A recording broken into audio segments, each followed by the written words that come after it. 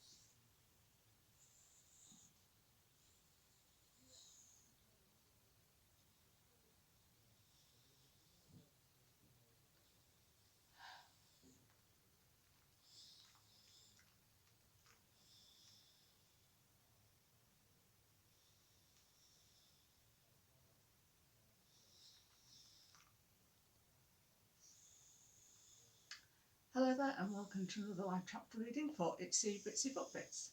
Today I shall be reading from Karnival by Aubrey Wynne.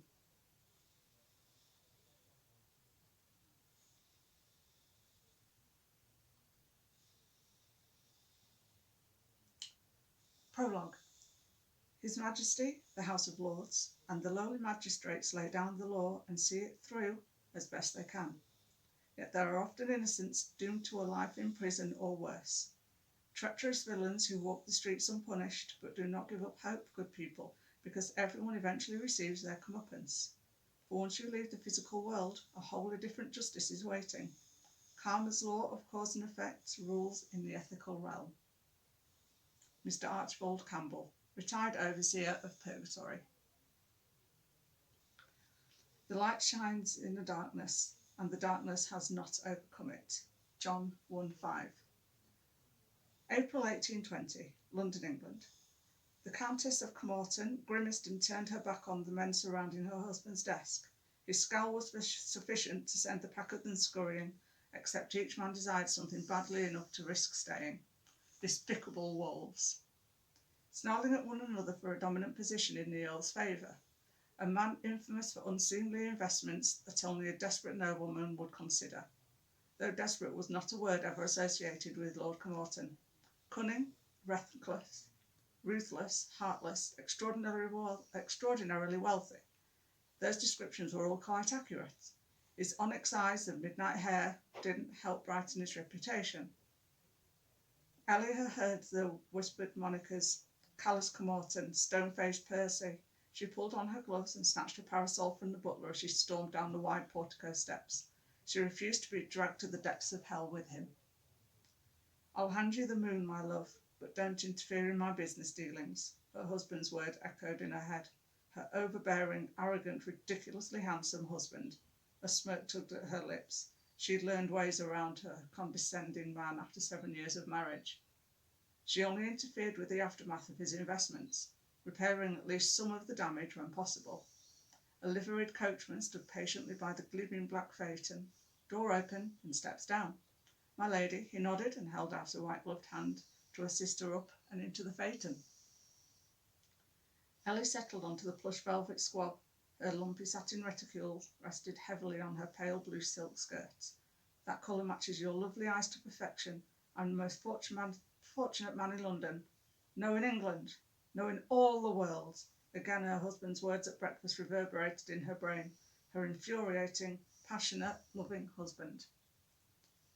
I swear he's two men. How can that unconscionable whipster in our library be the same man who holds me so tenderly at night? She mumbled to herself. The driver slapped the leather reins against the wide rumps of the pristine white horses, leaving St. James's Square behind them. Pardon, ma'am, asked the driver, his head tilted back, one finger holding the brim of his tall black hat. Nothing, Barker. She popped open her umbrella to shield her eyes from the bright afternoon sun. Not even a perpetual fog hanging over town could dampen the golden rays or her mood. To the school, please. He nodded, clicked to the horses after yielding to a hansom cab, and steered on to Piccadilly. The traffic grew heavier as they left the residential area. It was an indirect route to St. Agatha's Home for Boys, but necessary.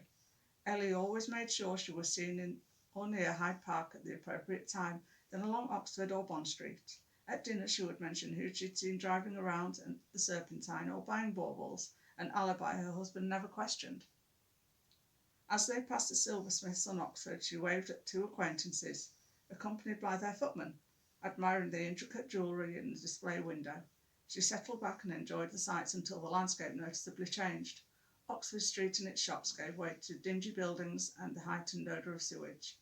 The passers-by no longer wore expensive walking clothes, but homespun and often filthy and ragged. The phaeton turned down a narrow lane and stopped in front of an aged stone building with a huge old door and tarnished brass knocker. The driver whistled, and a lad in woolen knee breeches and a dirty linen shirt rushed from between the buildings to take the reins.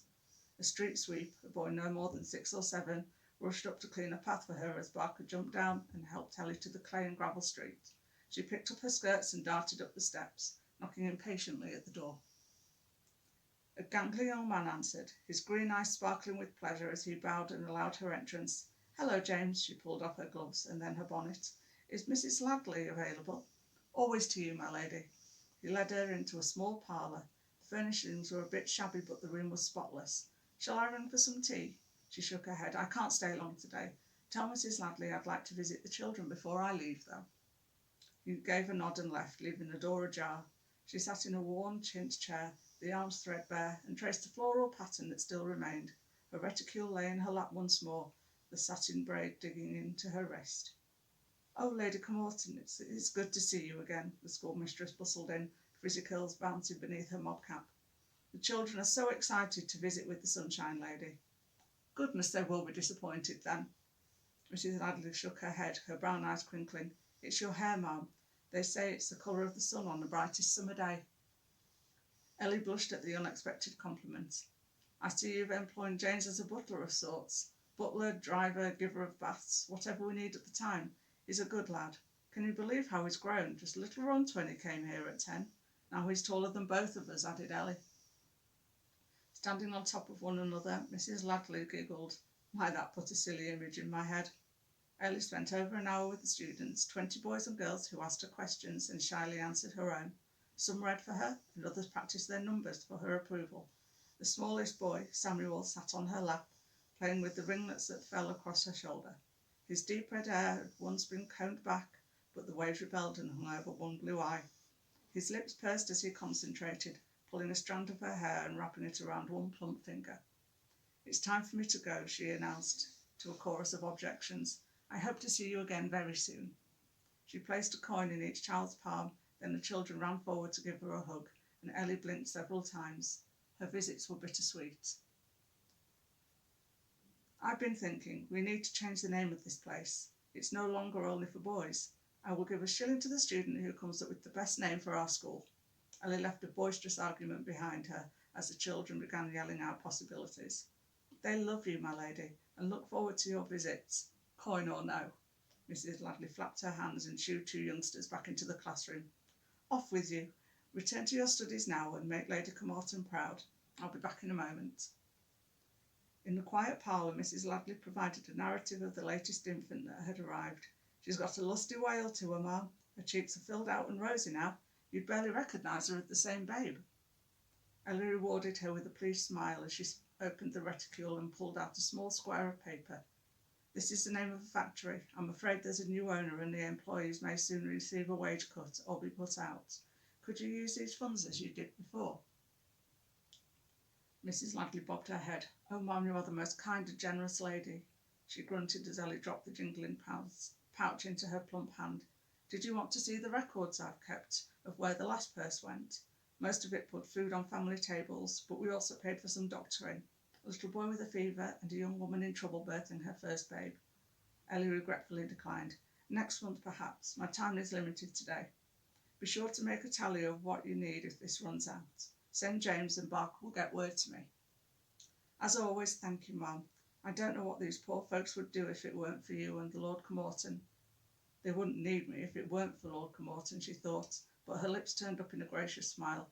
"We do what we can, Mrs. Ladley." She collected her bonnet and gloves from the towering James. "Good day to you, sir. Watch over Mrs. Ladley. There are so many depending on her. The words were quiet as she deftly tied the ribbons beneath her chin. Every day, ma'am, every day. She left with a sprite step and her heart lighter. One settled in the fate and she snapped her parasol open. We'll stop at the confectioner's on the way home, please. I need to sweeten my lord's mood this evening. Barker adjusted his hat over his snowy short-cropped hair, his brown eyes twinkling. Yes, my lady. With a grin, he slapped the reins and the matching white rumps moved away from the narrow brick building. Between the marzipan and her own flirtations, Percy would never refuse her request for more pin money. Percy watched Ellie pour a glass of brandy. Her slender, pale fingers wrapped around the cut crystal. She smiled sweetly as she handed it to him, and he wondered what trickery cluttered that beautiful head. He grabbed her wrist as she turned away and pulled her into his lap. How was your day, my love? His nose inhaled her sweet floral scent, violet mixed with vanilla, and sighed. His wife was an oasis in a scalding desert. Her purity kept him above the sludge of his daily enterprises, a gentle touch with a soothing ointment to his hardened demeanour. Well, let's see. Ellie tapped a finger against her plump bottom lip. She smiled at his grown and narrowed eyes. Time for that later. He reached up and pulled a pin from her hair, and a wave fell over her shoulder, the colour of butter and almost as soft, he thought, as he rubbed it between his fingers. My apologies, love. I can't help that you're so distracting. With an exaggerated sigh, she regaled him with her trip around the Serpentine, who had been riding along Rotten Row, and her purchases. I'm afraid I might have overspent, she added as one manicured nail trailed along his jaw. You're fortunate you married a wealthy man. Percy brushed the back of his hand along the white swell of her breasts, then cupped her neck, pulling her mouth down to his. He could never get enough of this woman. I'll notify my solicitor to send you more. It would be much easier if you would just have your purchases billed. I would never remember how much I spend. Your fortune would be gone in a blink if I didn't have some way to keep an account. Her nail lightly scraped his neck and dipped beneath his perfectly knotted cravat. Besides, the proprietors are so appreciative of coin, it could take months for credit to be settled. They have families to take care of too, my dear. They are also more inclined to save the best of their wares for Lady Camerton. No one was completely selfless. A service or favour, even a good deed, always receives some type of reward. I won't criticise your expenditures after hearing complaints at the club the other night. Bentley's wife lost £100 at whist. Ellie gasped. No, that's outrageous. Yes, but that's the least of his problems. The man had gone against him at the last session of the Lords. It wouldn't take much digging to find a reason for the bird-witted fool to change his vote when Parliament met again. Ellie rose and poured herself a small glass of sherry. Your mother would like us to attend her musicale tomorrow night. He saw determination glitter in her clear blue eyes. I can't hear now, Perseus. Why does it take an act of God to visit your mother? I'll get a kiss on the cheek and then she'll ignore me for the rest of the evening. He blew out a long sigh and held up a hand. This is the one outing you want to choose? Ellie nodded, beaming at him. She loves you, you're her son, and she's lonely.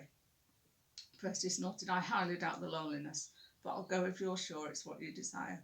May I remind you, it's only beginning of April. When they were first married, invitations had arrived daily. Lady Camerton was a social creature and wanted to attend many of the functions. While he didn't mind the occasional ball or the theatre, the soirees and musicales were torture. And then there were the charity events. Perseus had found a compromise. He would attend the balls for political reasons and the theatre for enjoyment. Outside of that, he would escort her to one other event each month. 7 years later, the agreement still held. It seemed April's charity outing would be his mother. Blast. The butler summoned them for supper. He rose as she tucked her arm in his elbow. As he leaned down to brush his lips against her hair, she tilted her head back, and he covered her mouth with his, and she moulded against his length. Percy felt her smile, and his body responded with his hardness pressed against her thigh. Percy chuckled, swept her into his arms, and nibbled her neck. We'll be late, he growled to the butler, who quietly closed the pocket doors. Oh, my lord, you are a devil. He grinned as he laid her on the chaise longue and ran his hands under her skirt. And you, my love, are the devil's sweet temptation in the flesh, he rumbled, his palm lightly brushing the soft curls between her legs, and she gasped as his mouth followed his fingers. And I'm afraid we're both damned.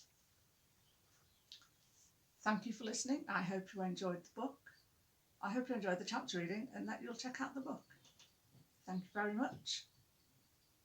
for listening to Karnival by Aubrey Wynne from the All Souls Day box set. Thank you. Bye-bye.